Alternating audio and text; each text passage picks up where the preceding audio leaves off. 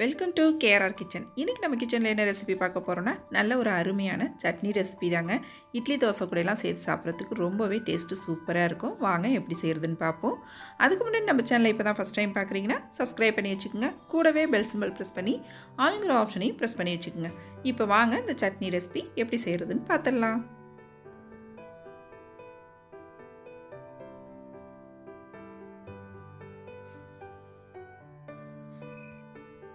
இப்போ சட்னி செய்கிறதுக்கு அடுப்பில் ஒரு கடாயை வச்சுக்கோங்க. ஒரு 2 டீஸ்பூன் எண்ணெய் சேர்த்துக்குங்க. எண்ணெய் சேர்த்ததுக்கப்புறம் நல்லா எண்ணெய் காஞ்சதுக்கப்புறம் ஒரு 8 வரமிளகாயை ஃபஸ்ட்டு நம்ம வறுத்தி எடுத்துக்குவோம். நல்லா நிறமாறுற அளவுக்கு அடுப்பை தீயை குறைச்சி வச்சு வறுத்தி எடுத்துக்குங்க. இப்போ மிளகாய் வறுபட்டு இதை ஒரு தட்டுக்கு மாற்றி வச்சுக்கிறேன்.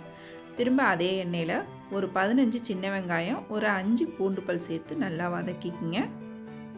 வெங்காயம் பூண்டு நல்லா வதங்கி வரட்டும். வதங்கிட்டு இருக்கும் போது இது கூடவே ஒரு கொத்து கருவேப்பிலை, ஒரு சின்ன துண்டு புளி எல்லாத்தையும் சேர்த்து நல்லா வதக்கிக்கிங்க. வெங்காயம் நல்லா வதங்கினதுக்கு அப்புறம் இதில் ஒரு 1/4 கப் அளவுக்கு நடக்கடலை சேர்த்துக்கும். வேர்க்கடலையும் சேர்த்து நல்லா வதக்கி விடுங்க. அப்புறம் இதில் ஒரு 5-6 துண்டு தேங்காய் துண்டு சேர்த்துக்குவோம். தேங்காய் ரொம்ப நாளி வதக்கணுன்ற அவசியம் இல்லை, லைட்டாக வதக்கினோம்னா போதும். இப்போ நல்லா எல்லாம் வதங்கிடுச்சு. அடுப்பை ஆஃப் பண்ணிவிட்டு நல்லா ஆற வச்சு மிக்ஸி ஜாரில் சேர்த்து அரைச்சி எடுத்துக்குவோம். இப்போ நல்லா ஆறினதுக்கப்புறம் மிக்ஸி ஜாரில் சேர்த்து தேவையான அளவு உப்பு சேர்த்து கொஞ்சமாக தண்ணி விட்டு சட்னி அரைச்சி எடுத்துகிட்டு வந்துடும்.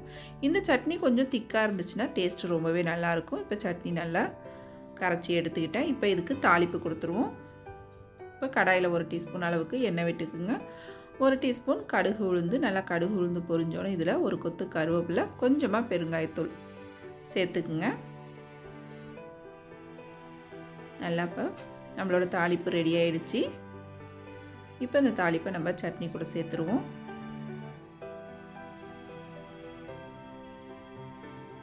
அவ்வளோதாங்க, நம்மளோட சட்னி ரொம்ப சூப்பராக அருமையாக ரெடி ஆகிடுச்சு.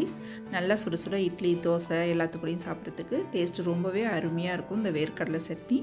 நீங்களும் செஞ்சு பாருங்கள். செஞ்சு பார்த்துட்டு எப்படி இருக்குன்னு எனக்கு கமெண்ட் பண்ணுங்கள். என்னோட இந்த ரெசிபி பிடிச்சிருந்ததுன்னா லைக் பண்ணுங்கள், ஷேர் பண்ணுங்கள்.